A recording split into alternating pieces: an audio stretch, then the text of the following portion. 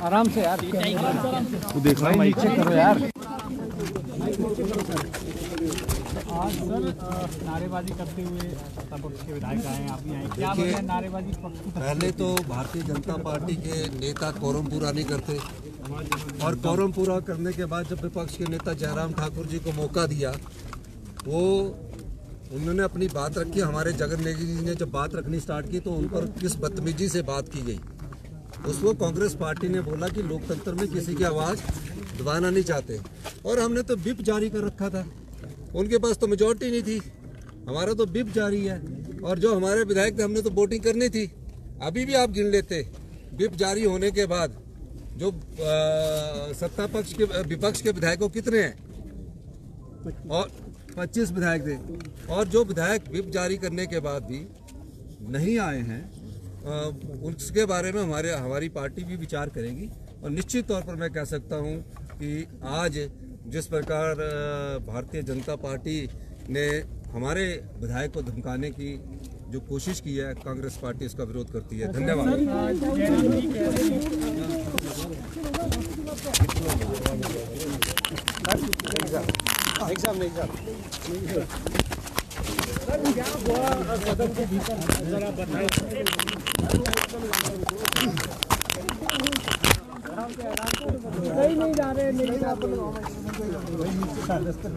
आप जानते हैं कि आजकल बजट सेशन चला हुआ है और कट मोशंस भी चले हुए हैं, और कट मोशन में जो है विपक्ष की तरफ से आता है कट मोशन। तो पहला कट मोशन जो था स्वास्थ्य को लेकर था, जिसमें विपक्ष के बहुत सारे कोई 20 से ज़्यादा जो है माननीय सदस्यों ने भाग लिया, और उसका रिप्लाई जो है माननीय स्वास्थ्य मंत्री ने दिया, और रिप्लाई देने के बाद जो है मोशन को वोट के लिए डाला जाता है।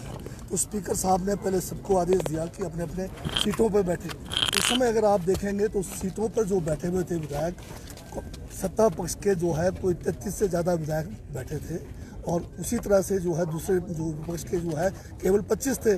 तो वॉइस वोट से ही जो है इसको मोशन को जो है वोट दिया जाता है। तो स्पीकर साहब ने सही फैसला किया, परंतु उस फैसले को भी ये मानना नहीं चाहते। तो ये वॉइस जब तब होता है, डिवीज़न तब होता है जब सीटों पे जो है नंबर ना हो। अब सीटों के नंबर तो अभी आजकल तो सारा रिकॉर्डिंग जो है लाइव टेलीकास्ट हो रहा है। आप जब ये वोट के लिए डाला गया ये जो मोशन, उस समय आप देख लीजिए कितने लोग इस तरफ बैठे थे, कितने लोग उस तरफ बैठे थे।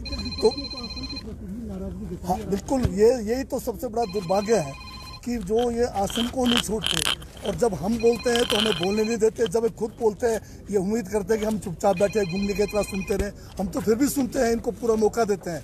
और आपने देखा होगा जयराम जी को पूरा बोलने दिया, हमने बीच में किसी ने भी नहीं टोका, परंतु जब हम बोलते हैं तो इनको जो है चूक जाता है, सच्चाई चूकती है, और ये हमें बोलने से भी रोकते हैं। तो ये लोकतंत्र कैसे चलेगा बताइए? नहीं कहा, आप बताइए। जो लंच से पहले की बात हो रही है, अभी तो मोशन आए नहीं। जो पहला मोशन था पूरा का पूरा हाउस फुल था, हमारे सारे माननीय विधायक वहाँ पर मौजूद थे। और जब सीटों पर आप नंबर गिन के देख लो, जब एक तरफ 35 बैठे दूसरी तरफ 25 बैठे, तो क्या डिवीजन होना है? अब वो तो स्पीकर का डिस्क्रिप्शन है, उन्होंने देख लिया सारे सीटों पर जो है इतने नंबर पक्ष के हैं, इतने विपक्ष के हैं, तो वो वॉइस वोट से होता है। कल मंत्री हर्षवर्धन चौहान कह रहे थे हमने कोई व्हिप जारी नहीं किया, कूड़े में डाल दिया। नहीं, हमारा नहीं, ये जो है विभिन्न किस्म के व्हिप जारी होते हैं। जैसे हाउस में जो हमारा बजट सेशन में उसके लिए व्हिप जारी होता है कि सारे मेंबर्स वहाँ पर रहने पड़ते हैं, वो अलग व्हिप है। किसी जो है CLP की मीटिंग के लिए कोई अलग व्हिप होता है, तो वो अलग अलग समय पर व्हिप होता है, उसका कोई मान नहीं। यहाँ पर आज राज्यसभा सत्ता पक्ष को भी विरोध करना पड़ा, आपको भी स्लोगन आउट करना पड़ा। वो इसलिए है कि एक इम्प्रेशन जो क्रिएट कर रहे हैं भाजपा के लोग कि जो है सत्ता पक्ष के कारण जो है सदन नहीं चल रहा है, जबकि हकीकत यह है कि सारा का सारा सदन की कार्रवाई को रोकने में सबसे ज़्यादा जो है विपक्ष की भूमिका है। आप देख रहे होंगे जयराम जी जो है किसी को बोलने नहीं देते, अपना समय तो वो चाहते हैं कि चुपचाप सुना जाए, और जब हम उसका उत्तर देते हैं तो ये बीच में खड़े होकर हमें रोका जाता है। ये भी लोकतंत्र और सदन की मर्यादा के खिलाफ है।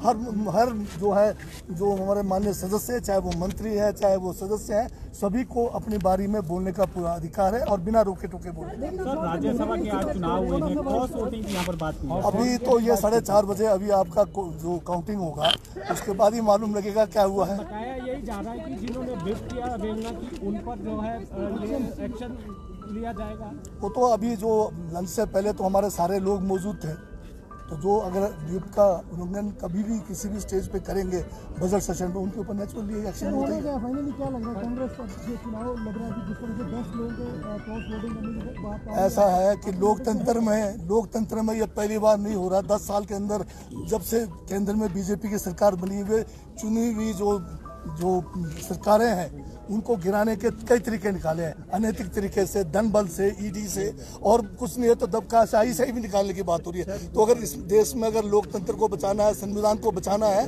तो इस किस्म के जो एक दबकाशाही से चल रहा है या जो अनैतिक जो कार्य किए जा रहे हैं, चुने हुए लोगों को धमका कर धन के बल से उनको अपनी तरफ या लालच देकर प्रलोभन देकर करना जाएगा तो फिर लोकतंत्र बचेगा नहीं। लेकिन नेता प्रतिपक्ष ने तो ये भी कहा है कि सरकार अपना विश्वास खो चुकी है और मुख्यमंत्री इस्तीफा। आप हमारे से ज्यादा आपके पास खबरें होती है, आपको मालूम है कितना पैसा इसमें चल रहा है।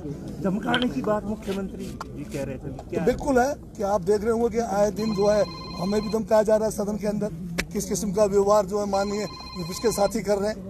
वो तो ऐसा है कि बीच में अगर ये वेल नहीं होता तो लगता है कि हमारे साथ जो है फिजिकली लड़ पड़ेंगे ये लोग। उसके विश्वसनीयता पर भी सवाल उठ रहे हैं। नेता प्रतिपक्ष कह रहे हैं कि